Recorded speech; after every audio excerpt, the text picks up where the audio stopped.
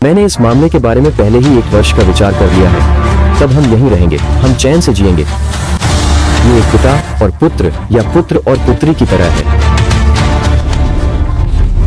कितनी शर्म की बात है।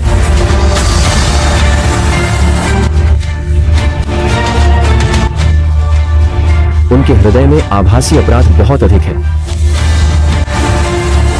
बस इतना ही। हाँ,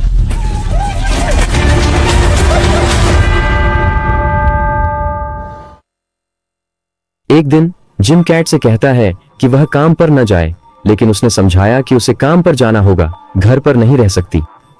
थोड़ी देर बाद जिम एल्विन वायर्स के बारे में समाचार देखने लगता है। डॉक्टर वायर्स पर चर्चा करते हुए कहते हैं कि विशेषज्ञों को इसके परिवर्तित होने की क्षमता से बहुत डर है और आम जनता से आग्रह करते हैं कि उन्होंने इस महामारी को गंभीरता से निपटने का आदेश दिया। जिम की एक बातचीत हुई उसके पड़ोसी श्री लेन। जिम को लगता है कि श्री लेन को ठंड लग रही है, इसलिए उसने उन्हें चिकित्सा परीक्षण के लिए अस्पताल जाने की सलाह दी। हालांकि श्री लिन ने सुझाव को ठुकरा दिया और अस्पताल न जाने की जिद की। ट्रेन स्टेशन की ओर जाते समय जिम और कैट ने एक आदमी को पुलिस गिरफ्तार करते हुए देखा। वे ट्रेन स्टेशन पहुंचते हैं और जिम ने कैट के लिए रात का भोजन पकाने का वादा किया। जिम घर लौटता है और उसी पुलिस की कार को देखता है जिसे उसने पहले देखा था। गाड़ी के सभी दरवाजे खुले हैं, पुलिस वाले दिखाई नहीं दे रहे हैं। फिर जिम खाने के लिए डाइनर में चला जाता है। अचानक एक बुढ़िया एक ग्राहक पर थूकती है, फिर विक्रेता पर उबालता तेल डालती है, फिर उस व्यक्ति पर जिस पर बुढ़िया ने थूका था वह अपने ही दोस्त को गला चाकू से काट देता है। जिम सतर्कता से वृद्ध महिला से पीछे हटता है, पीछे पीछे चलता हुआ सड़क तक पहुंच जाता है। दुर्भाग्य से एक गाड़ी बुढ़िया को कुचल जाती है। ड्राइवर का व्यवहार अजीब है। बुढ़िया की तरह वो भी असामान्य चीज से प्रभावित हो चुके हैं। जिम तेजी से दौड़ने लगता है जब प्रभावित लोग उसका पीछा करते हैं। वो जल्द ही अपने अपार्टमेंट में पहुंचता है और खुद को अंदर बंद कर देता है।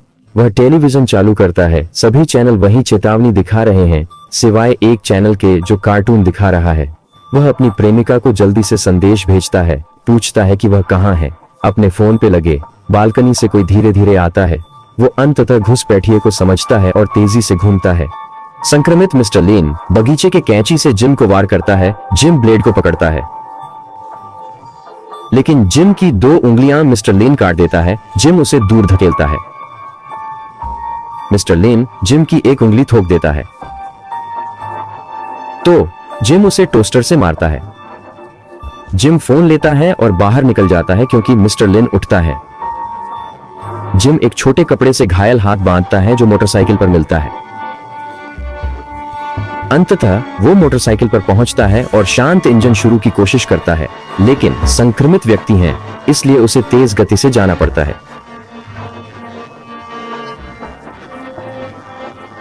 दूसरी तरफ कैट ट्रेन में एक किताब शांतिपूर्वक पढ़ रही है। जब वह अपने काम के लिए जा रही है, एक व्यापारी कैट से वार्तालाप शुरू करता है, उसे परेशान करता है।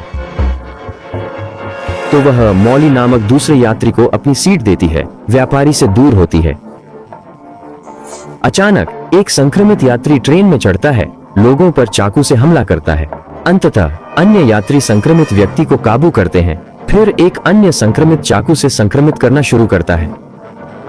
तुरंत ही अधिक लोग संक्रमित होते हैं, उनके शिकारों का मांस काटने का हावी हो जाते हैं। अचानक व्यापारी प्रचंडता से मॉली की आंख में चाकू मारता है। कैट अराजकता के मध्य घायल मॉली को संवारने का प्रयास करती है। ट्रेन का दरवाजा खोलते ही यात्री आतंक में भाग जाते हैं। जल्दबाजी में कैट अपना फोन पीछे छोड़ती है। कैट मॉली के साथ बाहर निकल आती है। हालांकि दृढ़ व्यापारी उन्हें शीघ्र ही पा लेता है और कैट और मॉली का पीछा करना शुरू कर देता है। वे एक और यात्री से मुलाकात करते हैं और मदद मांगते हैं, लेकिन बेरहम व्यापारी आदमी की नाक काटता है, फिर उसे कुल्हाड़ी से मार देता है। कोई और विकल्प नहीं होने पर कैट और मॉली दौड़ते हैं और सबवे से सफलतापूर्वक बाहर निकलते हैं। सबवे कर्मचारी द्वारा और संक्रमितों को अटकाने के लिए दरवाजा बंद होने के तत्काल बाद कैट हॉस्पिटल का मार्ग पूछती है, जिस पर वह सहमत होता है। जिम को कुछ समय के लिए रुकना पड़ता है क्योंकि पहले से ही खून की कमी से चक्कर आ रहा है। जिम एक बार फिर अपने हाथ को एक फटी हुई कपड़े से ढकता है और खून रोकने के लिए टाइटी टेप लगाता है।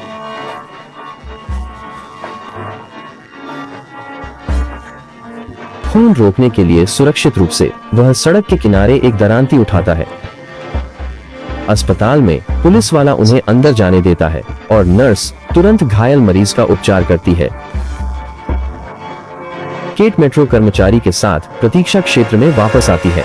केट को समझ आता है कि उसका फोन विलुप्त हो गया है और वह मेट्रो कर्मचारी से सहायता चाहती है। जिम को कॉल करने के लिए उसका मोबाइल उपयोग करने की अनुरोध करती है।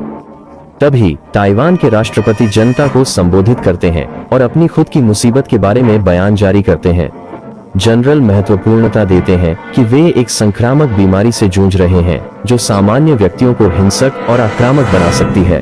उन्हें जल्दी ही संक्रमण के लक्षण दिखाई देते हैं और वह राष्ट्रपति पर अचानक हमला करता है। उसके पहले ग्रेनेड फोड़कर एक विनाशकारी विस्फोट किया। हैरान कर देने वाले हादसे में इंतजारी मरीज बेचैन होते जाते हैं और एक दूसरे पर हमला करते हैं। अचानक कैट ने बाहर स्थायी व्यापारी को देखा और सीढ़ियों से भाग निकली।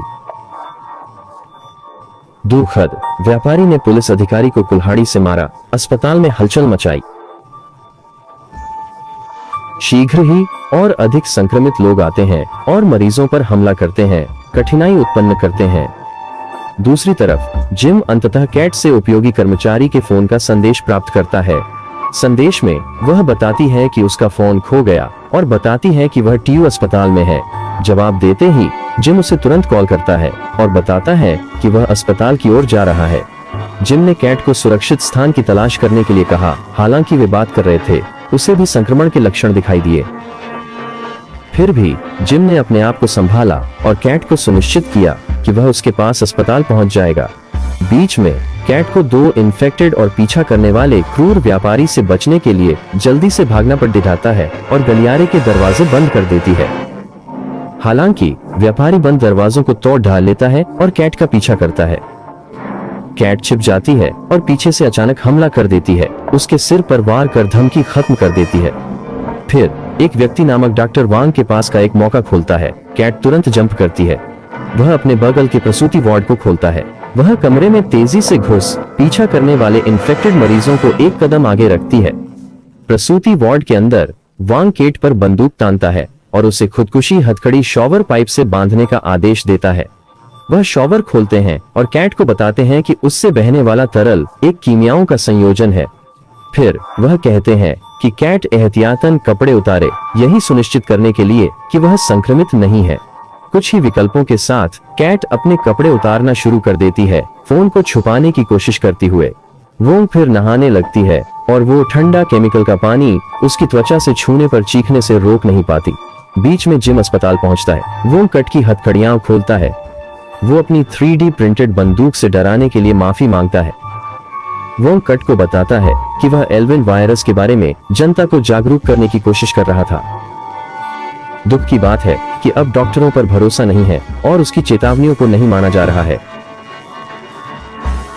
वो बीमारी के वैज्ञानिक संदर्भ देता है।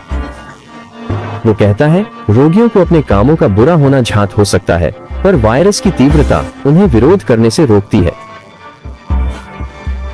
सब जानकारी देने के बाद उसने कट से बताया कि उसे एक रक्त परीक्षण की जरूरत है। कट अपने कपड़े और फोन को कुचाल देती है। वह अचानक आसपास बच्चे की रोने की ध्वनि से चौंक जाती है। कैट डंपस्टर खोलती है और उसमें एक संक्रमित बच्चा पाती है। चौंकाने वाली खोज पर प्रतिक्रिया करने से पहले वोंग उसे एल्विन वायरस के संस्कृति से इंजेक्ट करता है। उसने कैट को शॉवर में बांध दिया। वोंग कैट को यह बताता है कि अगर वह संक्रमण के लक्षण नहीं दिखा रही है तो वे वायरस का टीका तैयार करने के लिए छत की ओर बढ़ेंगे। वोंग कहता है कि अगर कैट में संक्रमण के लक्षण दिखाई देते हैं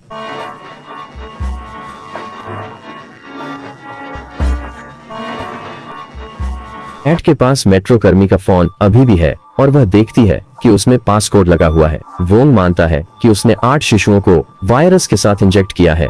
आशा कर रहा है कि उनमें से कोई एक कीमती एंटीबॉडीज निर्माण कर सके। कैट फोन खोलने में सफल होती है और जिम को एक संदेश भेजती है जिसमें वह उसकी जगह खोज रही है। कुछ ही समय बाद वोंग को एक संदेश मिलता है जिसमें उसे सूचित किया जाता है कि उसे उठाने वाला हेलीकॉप्टर 5 मिनट में पहुंचेगा। रवाना होने की तैयारी के दौरान वोंग कैट के पास जाता है और उससे पूछता है कि उसकी तबीयत कैसी है। कैट कहती है कि उसे कोई बीमारी के लक्षण नहीं दिख रहे हैं और ऐसा होने पर वे वार्ड से बाहर निकलते हैं और हेलीकॉप्टर के लिए छत पर जाने की दिशा में जाते हैं। हालांकि गलियारे में कैट ने व्यापारी की गायब कुल्हाड़ी नोटिस की। अचानक शुरुआत के एक संक्रमित मरीज ने वोंग के पैर का एक हिस्सा काट दिया। उसने संक्रमित के सिर में गोली मारी और घायल पैर पर उल्टी होने के बाद दूसरे को मारना शुरू किया। वोंग का आदेश है कि कैट उसे खड़ा होने में सहायता दे। उसका जोर है कि वो छत तक बिना उसके पहुंचने के लिए असमर्थ होगी। कैट वोंग की चाल को सहारा देती है, लेकिन एक संक्रमित जिम के आने से उनकी प्रगति बाधित होती है। वोंग ने जिम में गोली चलाई, लेकिन कैट की संघर्ष के कारण गोली जिम की गर्दन में पहुंच जाती है। फिर जब उसने पुनः गोली चलाने की कोशिश की, वोंग का बंदूक कार्यरहित हो गई। कैट एक अवसर देखती है और वो वोंग की चाबी चुरा लेती है। जिम ने अपने दांतों से वोंग को मारा और जब वह और एक वार करने की कोशिश करता है तो डॉक्टर संक्रमित हो जाता है और वह मानता है कि उसे बच्चों को मारने में आनंद था। कैट अग्रसर होती है और छत का द्वार खोलकर ताला लगाती है, जिससे जिम क्रोधित हो जाता है। कैट जिम से पूछती है कि संक्रमित होना कैसा लगता है। जिम ने उत्तर दिया, दावा किया कि उसे अद्भुत लग रहा है और उसे एक नया उद्देश्य मिला है। जब कैट ने उस उद्देश्य के बारे में पूछा तो जिम ने शीतलता और आत्मविश्वास के साथ कहा कि इसमें उसके शरीर का अपमान और चेहरे का नाश होता है। कैट रोने लगी, खुद को पाते हुए हृदय विदारक और भयावह परिस्थितियों में। हालांकि कैट की भावनाओं का एक और विरोधाभासी मोड़ होता है जब वह अचानक हंसने लगती है। इसका मतलब है कि शायद वह भी संक्रमित हो गई होगी। जैसे ही हेलीकॉप्टर पहुंचा, कैट छत पर जाती है। हालांकि जिम गेट पर बैठा अपनी चोटों और वायर्स से अपनी जान हारता हुआ कई गोलियों की धीमी आवाज सुनता है।